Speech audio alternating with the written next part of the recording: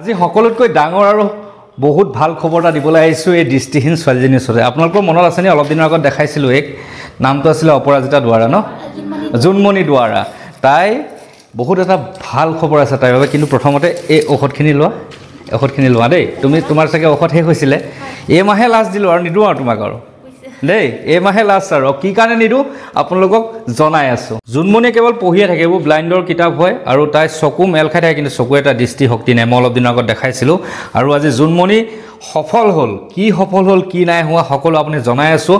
এগৰাকী মাতৃৰ কষ্ট আজি সফল হ'ল, এই সফলতা আজি অসমবাসীক মই জনাবলৈ আহিছোঁ। এইগৰাকী অকলশৰীয়া মাতৃ, তেওঁৰ স্বামী ঢুকুৱা আজি বহুত বছৰ হ'ল আৰু এইগৰাকী মাতৃয়ে আনৰ ঘৰত কাম কৰি বাচন বৰ্তন ধুই এজনী ছোৱালীক চলাই আছিলে, কিন্তু এতিয়াৰ পৰা এগৰাকী মাতৃৰ কষ্ট ডাঙৰ হ'ব। কাৰণ আমাৰ জোনমণি দুৱাৰাই ADREত পাছ কৰিছিলে, আপোনালোক জনাইছিলোঁ, আৰু ভাইভাটো পাছ কৰিলে তাই চাকৰি পাই গ'ল, হয় নাই জোনমণি?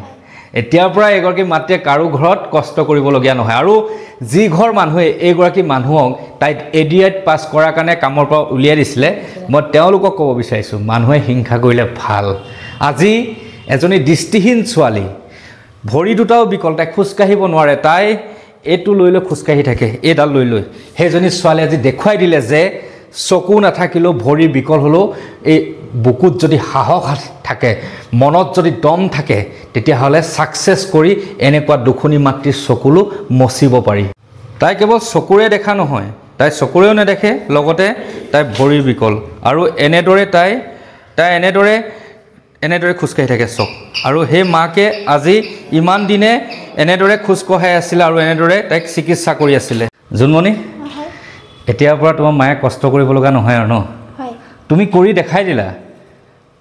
তোমাৰ চকু বেয়া, চকুৱে নেদেখা, ভৰিও বিকল, কিন্তু অপাৰেশ্যনৰ কাৰণে আপোনাৰ চকু দৃষ্টিশক্তি কমি গৈছে, গম পাইছিলোঁ। আৰু ADREটো তুমি চকু দৃষ্টিশক্তি নাইকিয়া হোৱাৰ পিছতে তুমি দিছিলা? দিছোঁ। তাৰপিছত তুমি যদি পাছ কৰি দেখাই দিলা, চাকৰিও পালা, এতিয়া পষ্টিং কেতিয়া দিব? নৱেম্বৰত দিব বুলি কৈছে। আজি তোমাৰ মায়ে কিমান সুখী হৈছে, এইপিনে আহক, একদম আঁতৰ ৰখি থাকে, একদম আজলি এজনী মানুহ, আনৰ ঘৰত বাচন বৰ্তন ধুই এজনী ছোৱালী ডাঙৰ দীঘল কৰিছে, চিকিৎসা কৰিছে, তাইক খুৱাইছে বোৱাইছে, ভাড়া ঘৰ লৈ ৰাখিছে, আৰু আজি এজনী ছোৱালীয়ে মাকৰ সেই কষ্টখিনি নাইকিয়া কৰি নিজে চাকৰি লৈ যাবগৈ। ভাল লাগিছে ন? হয়, মানে এটা কথাই শান্তি পালোঁ, মানে মোৰ লগত আপোনাৰ মায়ে বহুত কষ্ট কৰিলে, বেমাৰৰ লগত কোনো মেডিকেল বাকী নাই, মানে ৰাতি কিমান কষ্ট কৰি মোক মানে বেমাৰ চিকিৎসা কৰিছে। গুৱাহাটী, ডিব্ৰুগড়, যোৰহাট কোনো মেডিকেল বাকী কৰা নাই মানে। এতিয়া গোটেই জীৱনটো তুমি চাব পাৰিবা। মাক অকণমান সকাহ দিব পাৰিলে মই নিজে ভাল লাগিব। ইয়াতকৈ কিবা সুখ আছেনে, কিবা শান্তি আছেনে চাওকচোন। য'ত নেকি আমাৰ ল'ৰা ছোৱালীক ইমান সুবিধা দিয়াৰ পিছতো দেখা ল'ৰা ছোৱালী, ভাল সুস্থ শৰীৰ ল'ৰা ছোৱালীয়ে সফল হ'ব নোৱাৰে, কিন্তু এজনী ছোৱালী হাত ভৰি বিকল, চকুৰে নেদেখে, তাৰপিছতো এগৰাকী মাতৃৰ কষ্টখিনি নাইকিয়া কৰিবৰ কাৰণে তাই কিমান কষ্ট কৰি আজি সুখ্যাতিৰে এটা চাকৰি অৰ্জন কৰিলে, তাকো গভৰ্ণমেণ্ট চাকৰি। এই ছোৱালীজনীৰ কষ্ট আৰু ত্যাগক আৰু এই মাতৃৰ ত্যাগক সমগ্ৰ অসমবাসীয়ে যেন ধন্যবাদ জ্ঞাপন কৰে। এক আদৰ্শ হয় জোনমণি দুৱাৰা, এক আদৰ্শ। এয়া হ'ল এগৰাকী আদৰ্শ মাতৃ, কেতিয়াও হাৰি যোৱা নাছিলে এই ছোৱালীজনীৰ বাবে। তাইক কিমান এটা ডাঙৰ অস্ত্ৰোপচাৰ কৰিছিলে, তাৰপিছত চকু দৃষ্টিশক্তি নাইকিয়া হৈ গ'ল, ভৰি বিকল হৈ গ'ল, তাৰপিছতো হাৰ মনা নাছিলে। ছোৱালীৰ কাৰণে দিনে নিশাই অহৰহ কষ্ট কৰিছিলে এগৰাকী মাতৃয়ে। কেতিয়াও কাৰো ওচৰত ভিক্ষা মগা নাছিলে, কাৰো ওচৰত একো বিচৰা নাছিলে, মাত্ৰ মোৰ ওচৰলৈ গৈছিলে এই ছোৱালীজনীৰ কাৰণে কিবা এটা যাতে মই তাইক চিকিৎসা কৰিব পাৰোঁ। কিন্তু মই চিকিৎসা কৰিবলৈ আৰম্ভ কৰিছিলোঁ, তাৰ আগতে তাই চাকৰি পাই আজি নিজকে সফল কৰিলে। এতিয়া বাইদেউ, মই তাইক মেডিচিন দি আছিলোঁ, এতিয়া নিদিয়াকৈ হৈ যাব, তাই চাকৰি দৰমহা পাই যাব আৰু ন? তাৰপিছত নহয়, মোৰ বিশেষকৈ আপোনাক এটা মোৰ ভাল লাগিছিলে, মই আপোনাৰ ভিডিঅ'বোৰ চাই মোৰ এনেকুৱা লাগিছিলে যেন মই ছোৱালীজনী মৃত্যুতা ওচৰ পোৱালে নিশ্চয় মোৰ ছোৱালীজনী বহুত আৰোগ্য। মই তাইৰ কাৰণে চব প্লেনিং কৰিছিলোঁ, মানে মই একদম বিৰাট ফূৰ্তি পাওঁ। মই মোবাইলটো লগতে ৰাখিয়ে ফুৰোঁ, মই কিতাপ পঢ়ি থাকোঁ, ৰাতি 11-12 বাজি যায়, কিতাপেই পঢ়ি থাকোঁ। মোৰ ভালো লগা হৈ গ'ল। মই ভাবোঁ মই ইমান কম পঢ়া মানুহে ইমান ধুনীয়াকৈ তাইক গ্লেছৰটো হেৰিটো বনাব। এতিয়া মই তাইকতো আশ্ৰমলৈ লৈ যাম বুলি কৈছিলোঁ আপোনাক দুজনীকে, এতিয়া নগ'লেও হ'ব। তাইক মই ট্ৰিটমেণ্ট কৰিম বুলি কৈছিলোঁ, ফিজিঅ'থেৰাপি। কিন্তু মই এটা অনুৰোধ জনাইছোঁ, মই ধন্যবাদ প্ৰথমতে জ্ঞাপন কৰিছোঁ চৰকাৰ প্ৰশাসনক যে তাই এগৰাকী দৃষ্টিহীন ছোৱালীক চাকৰিটো দিয়াৰ বাবে। তাই নিজৰ যোগ্যতাত পাইছে, তথাপিতো আপোনালোকৰ বিচাৰ বিবেচনাবোৰ ধন্যবাদ জ্ঞাপন কৰিছোঁ।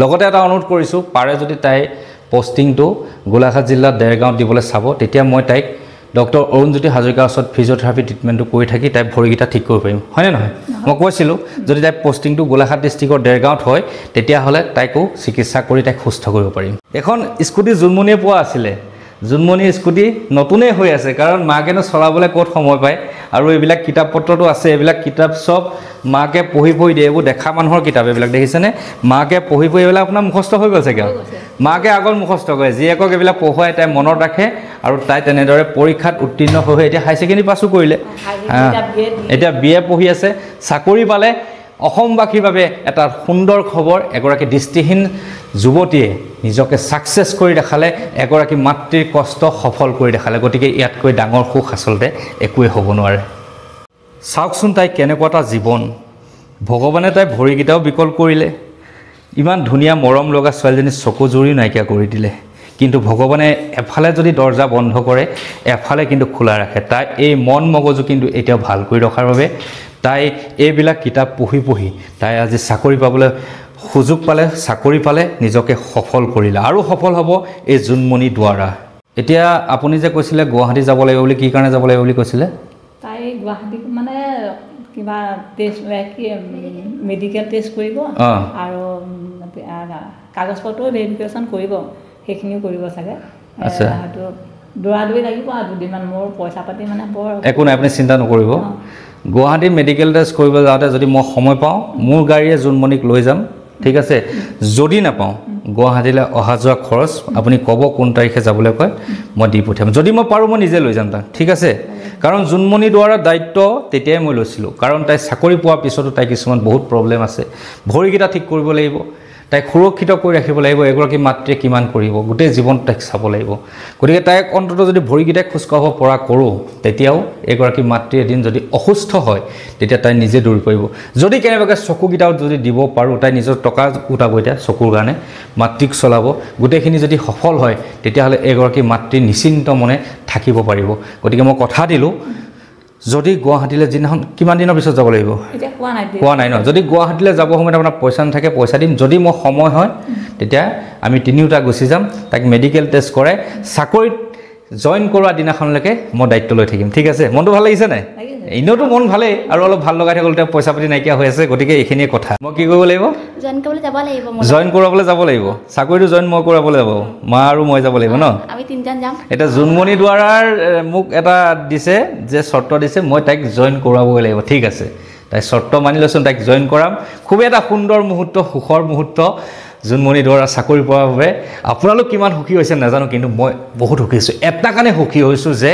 তাই ব্যতিক্ৰম তাই চকু নাই তাই ভৰিৰ বিকল তথাপিতো কিন্তু তাই সফল হৈ দেখুৱালে এইগৰাকী মাতৃৰ দুখখিনি নাইকিয়া কৰি দেখালে সেইকাৰণে তাইক মই পুনৰবাৰ ধন্যবাদ জ্ঞাপন কৰিছোঁ আৰু ভিডিঅ'টো আজি প্ৰস্তুত কৰি ভিডিঅ'টো আপোনালোকলৈ প্ৰেৰণ কৰিলোঁ এগৰাকী সফল ছোৱালী এগৰাকী বিকল ছোৱালী দৃষ্টিহীন ছোৱালীয়ে যে ইমানখিনি সফলতা দিলে সমাজৰ বাবে সকলোতকৈ মহৎ আদৰ্শ হ'ব যদি ভিডিঅ'টো আপোনালোকে আদৰ্শ বিচাৰি পাইছে যিমান পাৰে শ্বেয়াৰ কৰিব আৰু জোনমণি দুৱাৰা সদায় জিলিকি থাকিব লাগিব প্ৰতিশ্ৰুতি দিলোঁ তাইক মই চাকৰি জইনিং কৰাম মেডিকেল টেষ্টৰ বাবে যদি মই যাব নোৱাৰোঁ যি খৰচ হয় সকলো দি পঠিয়াম লগত মই পাৰিলেতো যামেই তাকে কথা দি আজি জোনমণি দুৱাৰা ওচৰৰ পৰা তেওঁৰ মাতৃৰ ওচৰৰ পৰা সুখেৰে বিদায় মাগিছোঁ ধন্যবাদ